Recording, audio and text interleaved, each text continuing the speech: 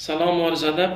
دکتر حضرت علی خانزی متخصص امراض جوف و دهن و بیره میخوایم امروز در یک موضوع همراهتان باز کنم که بعضی از هموطنان ما میره پیش دکتر دندان یا معالج دندان، دندانهای فک پایین خود فرض مثال کو دندان فک بالا و این هم فک های پایین. در فک های پایین ما بعضی از معمولا در کیس های نادر یک دندان های داشته می باشیم که او دو شاخه یا دو کانالا سی کانالا می باشه، اما شاخه هایش کج می باشه، دو شاخه و تقسیم بندی شده می باشه.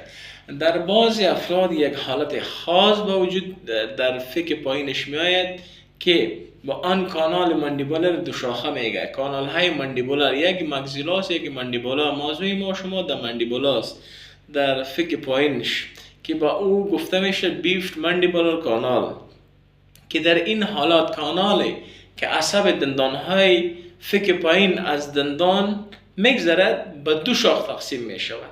به دو شاخ، نه فقط یک شاخ مثل حالت معمول.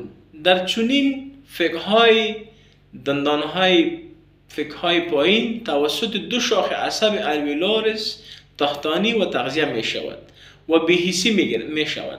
نه فقط یک شاخه، از دو شاخ بهیسی و تغذیه می شود. در چنین حالات بعضی واقعات در رو میگذرد که او از طوری است بهیسی دندانا بعضی وقت به شکل درست کار نمیکنه. ما شما که انستیزی در مندیبل میتیم هیچ نتیجه نمیده.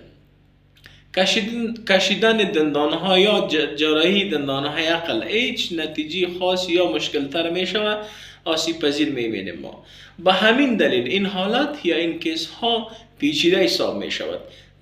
به خاطر زمین بسیار از هموطنان ما پیش دکتر می روند، میگن که والا دکتر صاحب دندان مرا کشید اما نصفش باید نمیاد. به خاطر مایانات او ما باید او پی جی سی بی سی تی نکنیم که بسیاری از دفک پایین در مندیبولا کتمی گلول مسلز همین کل وابسته می باشه.